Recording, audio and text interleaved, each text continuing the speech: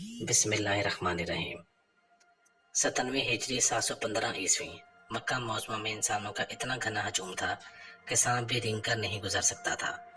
शहर के अंदर और बाहर गलियों और बाजारों में इंसानों का समंदर मौजें मार रहा था। इस मुतहरक हजूम में एक खासियत थी। इन सब का लिबास एक था, सफ़ेद चादर, कंधों से टखनों तक। इनकी तवज्जो का, उमंगों का, रूह का, दिलो जान का मरकज़ खाना काबा था। जिस तरह इनका लिबास एक था, इसी तरह इनका नज़रिया, इनका अकीदा और इनका दीन भी एक था। ला इलाहा इल्लल्लाह मुहम्मद रसूलुल्लाह। वो सब मुसलमान थे, हरम के पासबान थे, वो हजाज थे, फरीज़ा हज अदा करने आए थे। अकीदत ने इस पर वजदानी कैफियत तारी कर रखी थी। मक्का मौजमा की फ़ज़ा एक मुसलसल मुतरन्नम और मुक़द्दस गूंज बनी हुई थी। तरन्नम ऐसा कि दर्द ख्वाहों पर वजह तारी हुआ जा रहा था। हर फर्द बिला इम्तियाज़ रंगो नस्ल एक अल्लाह के रंग में रंगा गया था। हज में अभी कुछ दिन बाकी थे। दूर दराज के काफिले अभी चले आ रहे थे। खैमों की बस्ती फैलती जा रही थी।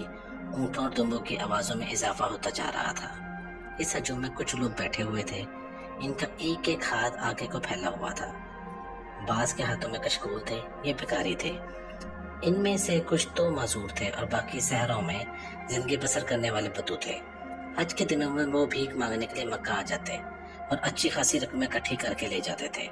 हाजी इनके आगे दिरहम और दिनार फेंकते जा रहे थे। इन भिखारियों में एक भिखारी का इजाफा हो गया जो किसी हाजी ने महसूस न किया। वो इन भिखारियों जैसा ही एक भिखारी था जो पहले से यहाँ मौजूद थे। इस नए भिखारी में कोई खास बात नहीं थी। वो इन्हीं जैसा था, कपड़े फटे हुए, हाथों और चेहरों पर मैल जमी हुई, दाढ़ी पर रेत के जर्रे चमक रहे थे। अगर इसमें कोई खुसूसियत थी तो ये थी कि वो तमाम भिखारियों में से सबसे ज़्यादा बूढ़ा और नखीफ था और वो अपने पाँव पर ज़्यादा देर खड़ा रहने के काबिल नहीं था।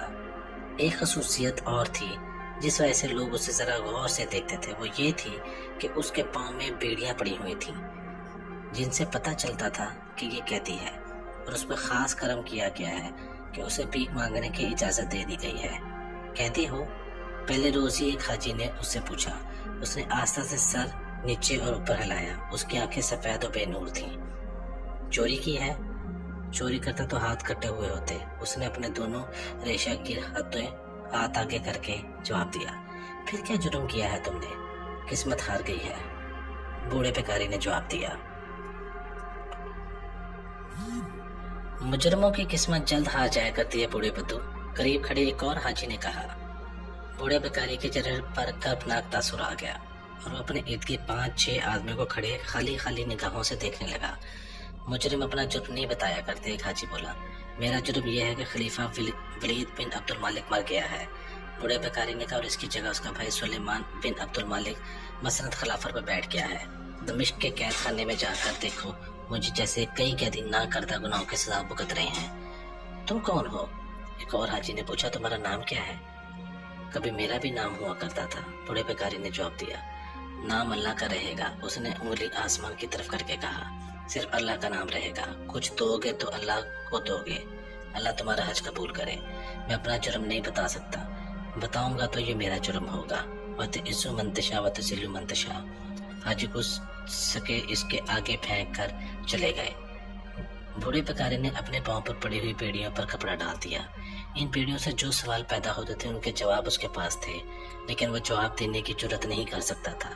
वो खलीफा सुलेमान बिन अब्दुल मालिक के साथ दमिश्क से आया था। उसे खलीफा के काफिले के साथ लाया गया था और ये सज़ा का हिस्सा था कि मक्का चलकर भीख मांगे। वो हाथ आगे को फैलाए चुपचाप बैठा रहता था। हाजी उसे ज़ईफ़ुल उमर समझकर कुछ ज़्यादा ही पैसे दे देते थे, लेकिन वो खुश नहीं होता था। ईशा की नमाज के बाद जब हाजी अपने खैमों में चले जाते तो उठता और कम से कम पैसों से कुछ खरीद कर खा लेता। फिर दिन भर की भीख गिनने बैठ जाता। गिनकर उसका दिल बैठ जाता।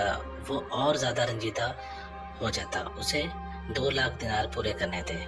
हज के इन चंद दिनों में वो इतनी कसीर रकम इकट्ठी नहीं कर सकता था। उसने महसूस किया कि वो चूंकि चुपचाप बैठा रहता है इसलिए उसे पैसे कम मिलते हैं। उसने बोलना शुरू कर दिया, लेकिन वो दूसरे भिखारियों की तरह दर्दनाक सदाएं नहीं लगाता था। ना वो अपने भूखे प्यास से बच्चों का रोना रोता था। वो एक ही सदा लगाता था, वत इज्जु मंतशा वत जिल्लु मंतशा। और वो जिसे चाहे इज्जत दे और जिसे चाहे जिल्लत। वो सदा लगा रहा था कि एक आदमी ने पीछे से आकर उसे पाँव से ठोकर मारी। बूढ़े भिखारी ने मुड़कर देखा। भागने की तो नहीं सोच रहे बूढ़े? ठोकर मारने वाले ने पूछा। कभी सुना था कि अंदलस के मैदान जंग से कोई भागा है? बूढ़े भिखारी ने कहा।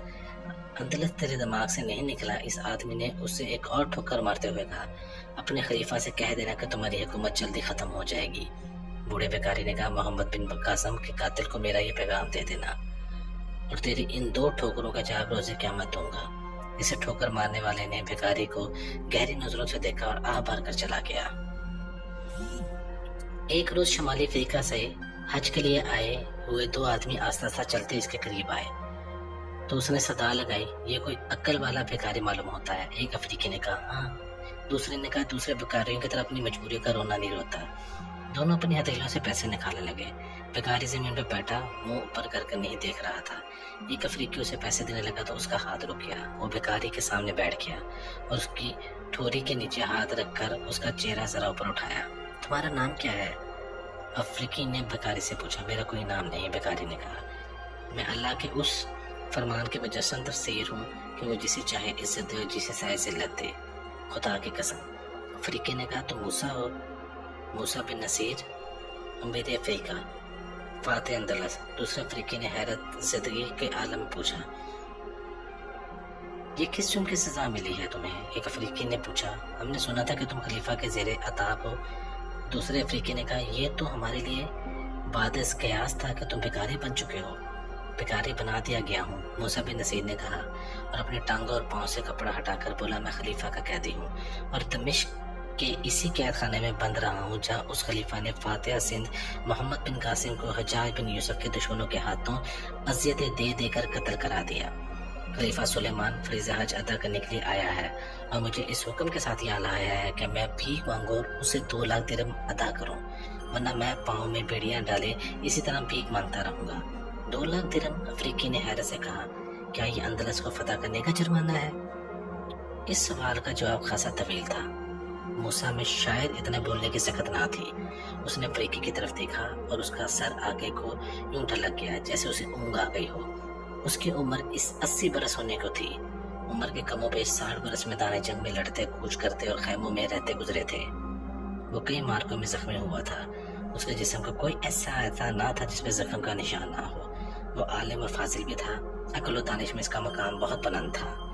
ये जो 2 अफ्रीकी इसके पास रुक गए थे, दोनों शुमाली अफ्रीका के रहने वाले बर्बर थे और दोनों अपने अपने कबीले के सरदार थे।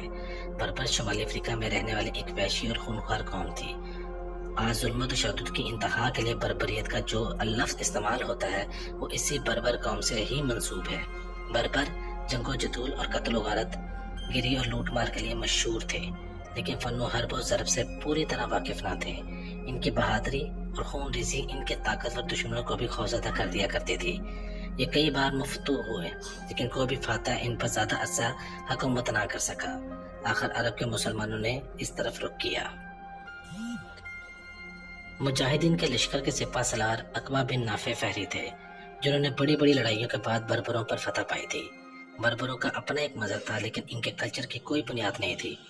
मुसलमान फातिहीन ने जब इस्लाम पेश किया तो बर्बर बड़ी तेजी से इस्लाम कबूल करने लगे। अब मूसा बिन नसीर अफ्रीका का अमीर था। उसने अपनी हिकमत अमली से बर्बरों पर बगावत की आखिरी चिंगारी को भी सर्द कर दिया। वो मूसा जो मैदान जंग में कफार के लिए सरापा कहर हुआ करता था, बागी बर्बरों के लिए रेशम से नरम और शहद से मीठा रहा था। उसकी इस हिकमत अमली ने बर्बरों को, खुसूसन बर्बरों सरदारों को इस्लाम का शदाई और मर्दाने हुर बना दिया था। ये बर्बर सरदार जो मक्का मौसू में इसके सामने आ बैठे थे, मूसा के परवरदा और तरबियत याफ्ता थे। इनमें एक यूसुफ इब्न अल हारिसा था और दूसरा खिजर इब्न गयास कबूल। इस्लाम के बाद इन्हें ये इनाम अरबों ने दिए थे। वो दोनों मूसा को भिखारियों के रूप में देकर उसी एहतराम का मुजाहरा कर रहे थे जो उनके दिलों में उस वक्त हुआ करता था जब मूसा अफ्रीका की मसनद इमारत पर बैठा होता था। हमें बताओ अमीर अफ्रीका, यूसुफ इब्न अल हारिस ने पूछा, हम तुम्हारी क्या मदद कर सकते हैं? कुछ भी नहीं, मूसा ने कहा। कुछ तो बता, इब्न नसीर। खिजर इब्न गयास ने कहा, हम सुलेमान अब्दुल मालिक को कत्ल कर सकते हैं। यूसुफ इब्न अल हारिस ने मूसा के कान में कहा, और वो फरीज़ा हज के लिए आया है, इसकी लाश वापस दमिश्क जाएगी। वो जानते हैं कि तुम सुलेमान अब्दुल मालिक के ज़ाती अनाद और हसद का शिकार हुए हो। मैं उसे कत्ल करवा दूंगा। تو میں بھی اللہ کے حضور ذاتی انات کا مجرم ہوں گا۔ موسیٰ نے کہا میں خود اس کی خلافت کے خلاف بغاوت کر سکتا تھا، لیکن میرے دوستوں مجھے اپنی جان نہیں، اسلام کی عظمت زیادہ عزیز ہے۔ اس وقت جب یہ بربر موسیٰ بن نصیر کے ساتھ خلیفہ سلیمان بن عبد المالک کے قتل و خلافت کے خلاف بغاوت کی باتیں کر رہے تھے کہ ایک حاجی ان کے پاس آ کھڑا ہوا اور ان کی باتیں سن رہا تھا۔ یوسف نے اس کی طرف دیکھا، کیا تم اس ضعیف العمر بیکاری کا تماشا دیکھ رہے ہو؟ یوسف نے اسے کہا، کچھ دینا ہے تو اللہ کے نام پر دے جاؤ، اس کی اور تمہاری باتیں سن رہا ہوں۔ میرے افریقی بھائی، اس آدمی نے کہا، میرا دل اس کے غم میں بوجھل ہو رہا ہے۔ تم کون ہو؟ خضر نے اس سے پوچھا، لب لہجے سے شامی لگتے ہو۔ تم نے ٹھیک کہا میرے بھائی، میں شامی ہوں۔ اس نے تھیلی کھول کر اس میں سے 2 دینار نکالے جو وہ موسیٰ کی گود میں پھینک کر بولا، میں تمہیں جلدی ملوں گا اور کوئی اچھی خبر لے کر آؤں گا، اور وہ چلا گیا۔ تمہارا 2 لاکھ کا جرمانہ ہم ادا کریں گے، یوسف نے کہا۔ میرا قبیلہ تمہارے نام پر درہم اور دینار کے انبار لگا دے گا۔ خضر نے کہا، یہ دونوں بربر موسیٰ کے سامنے سے اٹھنے کا نام نہیں لے رہے تھے۔ تم دونوں چلے جاؤ، موسیٰ نے کہا، میں خلیفہ کا قیدی ہوں۔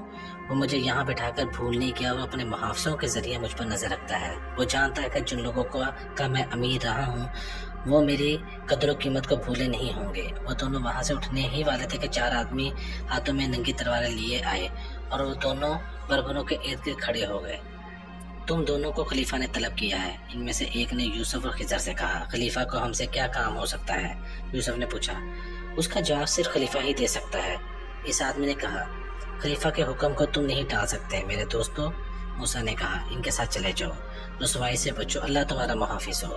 وہ چاروں آدمی دونوں بربروں کو ساتھ لے کر گئے۔ موسیٰ بن نصیر کی آنکھوں میں آنسو آ گئے۔ حاجیوں کے خیمے سے الگ تھلگ خیموں کی ایک اور بستی آباد ہو گئی تھی۔ ان خیموں کے درمیان ایک خیمہ بہت بڑا تھا۔ یہ نام کا تو خیمہ ہی تھا، لیکن یہ رنگ دار کناتوں اور جھالروں والے شامیانے کا ایک خوبصورت کمرہ تھا۔ اس کے اندر ریشمی پردے لٹکے ہوئے تھے، ایک بڑا پلنگ اور اس پہ ریشمی جالی کی مساری تھی۔ پلنگ سے ہٹ کر چھوٹے صوفے کی شکل میں ایک کرسی رکھی گئی تھی۔ اس نرم و گزار کرسی پر ایک آدمی بیٹھا تھا۔ ایک آدمی اندر داخل ہوا اور جھک کر پھر دایاں بازو گھما کر اور ہاتھ ماتھے پر رکھ کر تعظیم بجا لایا۔ خلیفہ المسلمین، اس نے کہا، دونوں کو لے آئے ہیں؟ خلیفہ سلیمان بن عبد المالک نے شہنشاہوں کے انداز سے اپنے سر کو ہلکی سی جنبش دی۔ اس کے سامنے کھڑا آدمی الٹے پاؤں باہر نکل گیا۔ بربر یوسف اور خضر اندر آئے۔ سنا ہے تم دونوں موسیٰ کی ذلت اور رسوائی کا مجھ سے انتقام لوگے؟ خلیفہ نے کہا، کیا تم میں اتنی جرأت ہے کہ تم مجھے قتل کر دو؟ اگر موسیٰ بن نصیر اشارہ کر دے تو ہم بغاوت بھی کر کے دکھا دیں گے۔ یوسف نے کہا، اگر تیرے مخبروں نے ہماری وہ باتیں جو ہم نے موسیٰ کے ساتھ کی ہیں تیرے کانوں میں ڈال دی ہیں تو ہم جھوٹ نہیں بولیں گے۔ تعریف کر موسیٰ کی جس نے ہمیں روکا ہے۔ خضر نے کہا، کیا اس کی باتیں تیرے کانوں تک نہیں پہنچی؟ وہ کہتا ہے بغاوت کا نام نہ لینا ورنہ سلطنت اسلامیہ کمزور ہو جائے گی، مگر تو اسلام کی جڑیں کاٹ رہا ہے۔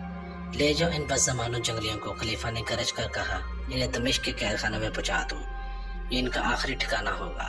خلیفہ کے 6 محافظ دوڑتے اندر آئے، ان کی تلواروں کی نوکیں ان دونوں بربر سرداروں کے جسموں پر چبھنے لگی۔ محافظ انہیں دھکیلتے ہوئے باہر لے گئے۔ ہمیں فریضہ حد سے روکنے والے یوسف اور خضر کی آوازیں خلیفہ سلیمان کو سنائی دے رہی تھیں۔ تیری بادشاہی کے دن تھوڑے رہ گئے ہیں، ان کی آوازیں دبتی گئیں اور حاجیوں کی آواز کی مترنم گونج اللہم لبیک میں ڈوب گئیں۔ اس کے بعد ان دونوں بربروں کا کہیں سراغ نہ ملا۔ موسیٰ بن نصیر کو پہلے خلیفہ ولید بن عبد المالک نے کسی اور مقصد کے لیے بلایا تھا، لیکن اس کی بدقسمتی کہ وہ واپس آیا تو ولید آخری سانسیں لے رہا تھا۔ اس طرح موسیٰ سلیمان کے ہتھے چڑھ گیا اور سلیمان نے اس پر مختلف الزام عائد کر اس کو قید کر لیا اور پھر اسے 2 لاکھ دینار جرمانہ عائد کر کے مکہ لے گیا کہ بھیک مانگو اور جرمانہ ادا کرو۔ جب ابن الحارثہ اور خضر ابن غیاث کو خلیفہ سلیمان کے اشارے پر دھکیلتے باہر لے گئے تو خلیفہ کے خیموں کے ساتھ والے حصے کا پردہ ہٹا اور ایک حسین و جمیل جوان سال عورت سامنے آئی۔ وہ شام کے خطے کے حسن کا شاہکار تھی۔ وہ اگر خلیفہ سلمان کے پیچھے کھڑی ہو گئی۔ کیا آپ نے سوچا نہیں موسیٰ اپنے بیٹے عبدالعزیز کو اندلس کا امیر مقرر کر کے آیا ہے؟ عبدالعزیز کو پتہ چل چکا ہوگا کہ اس کے باپ کو نظر ثانی سے آہستہ آہستہ موت تک پہنچایا جا رہا ہے۔ طارق کو آپ نے پابند کر رکھا ہے کہ دمشق سے باہر نہ جائے۔ عبدالعزیز اور طارق ایک ہیں۔ اندلس میں ہماری تمام فوج موسیٰ، طارق اور عبدالعزیز کو عظیم اور قابل تکریم سمجھتی ہے۔ क्या तुम ये कहना चाहते हो कि अब्दुल अजीज हमारे खिलाफ बगावत कर देगा? क्यों नहीं करेगा, कुलसुम ने कहा। वो अपने बाप की बेइज्जती का इंतकाम जरूर लेगा। वो तो खुद मुख्तारी का ऐलान भी कर सकता है। फौज उसके साथ है। आप शायद ये भूल भी गए हैं कि 19 से ज्यादा फौज बरबर है। ठहरो, सुलेमान बिन अब्दुल मालिक ने कहा। मैंने अब्दुल अजीज बिन मूसा के मुतालिक तो सोचा ही नहीं था, मुझे सोचने दो। फिर जब हज हो गया और हाजियों के काफिले वापसी के सफर को चल पड़े, खलीफा सुलेमान बिन अब्दुल मालिक का काफिला भी दमिश्क को रवाना हो गया। मूसा को हर रोज थोड़ा सा सफर ऊंट पर कराते, बाकी दिन पैदल चलाते थे। उसने भीख में जो कुछ कमाया वो खलीफा ने जुर्माने में वसूल कर लिया था। 1.5-2 महीनों बाद ये काफिला दमिश्क पहुंच गया। मूसा को कैद खाने में डाल दिया गया। दमिश्क में पहली ही रात कुलसुम ने सुलेमान को याद दिलाया कि अंदलस में मूसा का बेटा अमीर है और वो किसी भी वक्त अपने बाप का इंतकाम लेने के लिए बागी होकर अंदलस का खुद मुख्तार हुक्मरान बन सकता है। मुझे वहाँ के हालात मालूम करने चाहिए। सुलेमान ने कहा, अगर बगावत और खुद मुख्तारी का जरा सा भी इशारा मिला तो मैं अब्दुल अजीज को ठिकाने लगा दूंगा। दूसरे दिन खलीफा सुलेमान ने पहला काम यह किया कि एक तेज रसाद कासिद को अंदलस इस हुक्म के साथ रवाना किया कि वहाँ के हालात मालूम करके आए। खलीफा ने उसे तफसील से बताया कि उसने क्या कुछ मालूम करना है और बहुत जल्दी वापस आना है। और आखिरी बात सुलेमान ने कासिद से कही, किसी को ये बेहतर ना पता चले कि तुम मेरे भेजे हुए कासिद हो। इंतहाई तेज रफ्तारी से आने जाने के बावजूद कासिद को वापस आते 1.5 महीना लग गया। इसी दौरान मूसा को ये हुक्म दिया गया कि वो सुबह सवेरे कैद खाने से निकलकर शहर में भीख मांगा करे और शाम को तमाम रकम कैद खाने के हाकिम के हवाले कर दिया करे। कासिद ने अंदलस के अहवालों को वाइफ सुनाते हुए कहा, इससे ज्यादा खूबसूरत और सरसब्ज खित्ता दुनिया में शायद ही कहीं होगा। मैं खित्ते के मुतालिक कुछ नहीं सुनना चाहता। सुलेमान अब्दुल मालिक ने कहा, मुझे सिर्फ ये बताओ कि अमीर अब्दुल अजीज बिन मूसा वहाँ क्या कर रहा है और अपनी फौज और लोगों में इसके मुतालिक क्या बातें होती हैं। अगर फौज और लोगों में वहाँ कोई मकबूल आदमी है तो वो सिर्फ मेरा अंदलस अब्दुल अजीज है। कासिद ने कहा, वो मुत्तकी और जाहिद है, आलम दीन है। अरब और बर्बर तो उसको इज्जत और एहतराम की निगाह से देखते हैं। ईसाइयों में भी वो नेक नाम है। कासिद ने कहा, मैं बहुत सी सभाओं में गया, मुसलमानों के साथ, ईसाइयों के साथ, बर्बर मुसलमानों के साथ बातें हुई। किसी ने दमिश्क के खिलाफात का नाम नहीं लिया। मैं मस्जिदों में गया जो वहाँ नई बनी हैं, वहाँ भी किसी ने खलीफा का नाम नहीं लिया। अगर नाम लिया जाता है तो अमीर अब्दुल अजीज का लिया जाता है। क्या मूसा बिन नसीर और तारिक बिन ज़ियाद की भी कोई बात नहीं होती है? खलीफा ने पूछा। ये तो मैंने कई लोगों को एक दूसरे से पूछते सुना है। कासिद ने कहा, वो पूछते हैं कि मूसा, नसीर और तारिक बिन ज़ियाद कहाँ चले गए हैं। रोज खुतबे से भी हमारा नाम निकल जाएगा, तुम जा सकते हो। कुलसुम ने कासिद से कहा। कासिद चला गया तो कुलसुम ने सुलेमान से कहा कि आपने कासिद की इतनी वाज़ेह बातों से अंदाजा नहीं किया कि अंदलस एक रोज खुद मुख्तार मुल्क बन जाएगा। क्या आप बनो उमैया की खिलाफत को ख़त्म करना चाहते हैं? क्या आप मूसा के ख़ानदान को खिलाफत की गद्दी देना चाहते हैं? नहीं, सुलेमान ने कहा, मैं मूसा के ख़ानदान को ख़त्म करके मरूंगा। इसकी नस्ल ख़त्म होनी चाहिए। अबू हनीफ को बुलाओ, सुलेमान ने कहा। अबू हनीफ जब सुलेमान के कमरे में पहुंचा तो दोनों सरगोशी में बातें करने लगे। फिर दमिश्क से एक कासिद अंदलस की तरफ जा रहा था। वो एक तहरीरी पैगाम ले जा रहा था। पैगाम चमड़े की थैली में बंद किया गया था और थैली का मुंह अबू हनीफ ने खलीफा सुलेमान की मौजूदगी में सरबहम किया था। पैगाम अबू हनीफ के हाथ का लिखा हुआ था और खलीफा सुलेमान ने लिखवाया था। कासिद का नाम जो तारीख में आया है वो अबुल नसर है। अबुल नसर सुलेमान ने अपने पैगाम अंदलस भेजने के लिए अबुल नसर को देकर कहा था कि तुम जानते हो कि हमारे बड़े भाई वलीद तुम पर कितना एतमाद करते हैं। वो एतमाद अब भी कायम है। ये पैगाम रास्ते में ना खुले, इसके ज़ाया हो जाने का खतरा हो तो थैली की मोहर तोड़कर इस पैगाम को जला देना। उसे अपने मुंह में डाल कर निगल लेना, किसी और के हाथ ना जाए। ऐसा ही होगा अमीरुल मोमिनीन, अबू नसर ने कहा। ही था। अबू नसर रात को मज़ाफ़ात में पहुंचा। किले के दरवाजे बंद थे इसलिए उसे रात शहर से बाहर गुजारनी पड़ी। सुबह दरवाजे खुले तो वो शहर में दाखिल हुआ। उसने अपना हुलिया और लिबास बदल लिया था जिसमें वो अरब लगता ही नहीं था। उसे ये भी मालूम था कि हबीब इब्ने उबैदा कहाँ रहता है। मौरखों के मुताबिक हबीब इब्ने उबैदा फौज के किसी आला रुतबे पर फाइज। इन दिनों वो इंतज़ामिया में था। शायद इसलिए तारीख में उसका नाम के साथ अमीर लिखा गया। अबुल नसर उसके घर पहुंचा और उसे खलीफा का पैगाम दिया। इन दोनों के दरमियान बहुत बातें हुई। तकरीबन तमाम यूरोपीय और मुसलमान मौरखों ने लिखा है कि हबीब ابن عبیدہ کی دوستی موسیٰ کے ساتھ تو ضرور تھی، لیکن مرحوم خلیفہ ولید اور اس کے بھائی سلیمان عبد المالک کے حبیب ابن عبیدہ پر اور اس کے خاندان پر ایسے احسانات ہیں جنہیں وہ فراموش نہیں کر سکتا تھا، اور سلیمان کی ان انتقامی کارروائیوں کے خوف سے وہ اس کی حکم عدولی نہیں کر سکتا تھا۔ اس نے 5 فوجی عہدیداروں کو ساتھ ملایا اور انہیں اعتماد میں لیا۔ یہ 5واں بنو امیہ میں سے تھے اور عبدالعزیز کے قتل پر آمادہ ہو گئے۔ مشکل یہ پیش آئی کہ امیر عبدالعزیز فلاح و ببودر تک کے احتکاموں میں اس قدر بھاگ دوڑ کرتا تھا کہ کسی ایک جگہ ٹھہرتا ہی نہیں تھا۔ اس پر قاتلانہ حملے کی کوشش کی گئی جو ایسی بری طرح ناکام ہوئی کہ اسے پتہ ہی چل نہ سکا کہ اسے کسی نے قتل کرنے کی کوشش کی ہے۔ آخر حبیب نے ایک ایسا آدمی ڈھونڈ نکالا جو پاگل پن کی حد تک نہ ڈر اور دماغ اور جسم کا بہت تیز تھا۔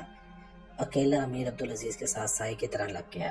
اس قاتل نے، جس کا نام کسی بھی مورخ نے نہیں لکھا، ایک موقع ڈھونڈ لیا۔ اس زمانے میں فوج میں سپہ سالار امامت کے فرائض پورے کیا کرتا تھا اور دارالسلطنت کی جامع مسجد میں امامت امیر کرتا تھا۔ ایک روز امیر عبدالعزیز مسجد میں نماز فجر کی امامت کے لیے کھڑا ہوا۔ اس نے سورہ فاتحہ پڑھ لی اور سورہ واقعہ کی تلاوت شروع کی ہی تھی کہ اگلی صف سے ایک آدمی بجلی کی تیزی سے آگے کو نکلا، چشمے زدن میں تلوار نکالی اور ایک ہی وار میں امیر عبدالعزیز کا سر تن سے جدا کر دیا۔ سر کو اٹھایا اور پیشتر اس کے نمازی جان سے تھے کہ یہ ہوا کیا ہے۔ قاتل مسجد سے نکل گیا اور غائب ہو چکا تھا۔ اس نے کٹا ہوا سر کپڑے میں چھپا لیا تھا اور وہ حبیب ابن عبیدہ کے گھر پہنچ گیا۔ حبیب اس کے انتظار میں تھا۔ اس نے کھال کا ایک تھیلا بنوا رکھا تھا، سر کو اس میں ڈال کر اس کا منہ سی دیا گیا اور حبیب نے یہ تھیلا مخمل کے ایک تھیلے میں ڈال کر قاصد ابو نصر کو دیا۔ خلیفہ سلیمان بن عبد المالک کو دینا۔ حبیب نے کہا اس میں کیا ہے؟ ابو نصر نے پوچھا۔ خلیفہ کے پیغام کا جواب ہے، حبیب کہا۔ ابھی چلے جاؤ۔ ابو نصر اس وقت روانہ ہو گیا۔ تقریباً 20 دنوں بعد وہ دمشق پہنچا۔ تھیلا خلیفہ سلیمان کے حوالے کر دیا۔ سلیمان نے امیر عبدالعزیز کا سر دیکھا تو اس نے کہا لگایا، امیر اندلس کا سر قید خانے میں لے جاؤ۔ خلیفہ نے حکم دیا اور یہ اس کے باپ موسیٰ بن نصیر کے آگے رکھ دو۔ حکم کی تعمیل کی گئی۔ عبدالعزیز کا سر قید خانے میں موسیٰ کے آگے رکھ دیا گیا۔ موسیٰ جو پہلے ہی ایذا رسانی صدمے و ذلت سے سوکھ چکا تھا، بیٹے کا سر دے کر غشی میں چلا گیا۔ ہوش میں آیا تو سر وہاں نہیں تھا اور اسی قید خانے میں محمد بن قاسم کو اذیتیں دے دے کر اسی خلیفہ کے حکم سے قتل کرایا گیا تھا۔ تو محمد بن قاسم نے موت سے ایک روز پہلے کہا تھا کہ انہوں نے ایک جوان کو ضائع کیا ہے۔ اور کیسے جوان کو ضائع کیا ہے؟ موسیٰ نے اپنے بیٹے کا سر دیکھ کر کہا، انہوں نے ایسے آدمی کو قتل کر دیا ہے جو دن کو عدل و انصاف اور انتظامی کام کرتا اور رات کو اللہ کی عبادت کرتا، میرا بیٹا۔ امیر اندلس عبدالعزیز بن موسیٰ کے قتل کے بعد موسیٰ بن نصیر زیادہ دن تک زندہ نہ رہ سکا اور اس کے سال 1.5 بعد سلیمان بن عبد المالک بھی مر گیا۔ یہ داستان نہیں، یہ ایک ولولہ انگیز اور ایمان افروز داستان کا انجام ہے۔